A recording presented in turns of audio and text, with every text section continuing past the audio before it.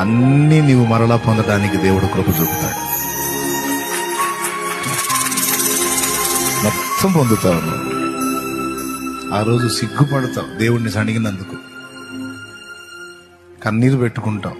అన్యాయంగా నిన్ను అన్నాను ప్రభా, అంతా శూన్యంలాగా కనపడితే అంత అయిపోయింది అనుకుని భయపడి అట్లా అన్నాను ప్రభా, నన్ను క్షమించయ్యా అంటాడు.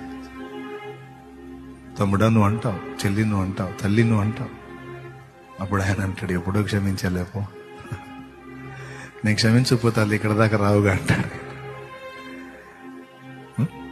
ఆయన పాదాలు పట్టుకుందాం. అవును కదా తండ్రి, ఏంది నేను ఇంత తేడా పడ్డాను? ఏది పోదు నాయనా, నేను ఏది నష్టపోను. నేను ఇక్కడ మిస్ అయినా అనుకున్నవన్నీ నీ చేత భద్రంగా ఉన్నాయి, నీ దగ్గర ఉన్నాయి నాయన.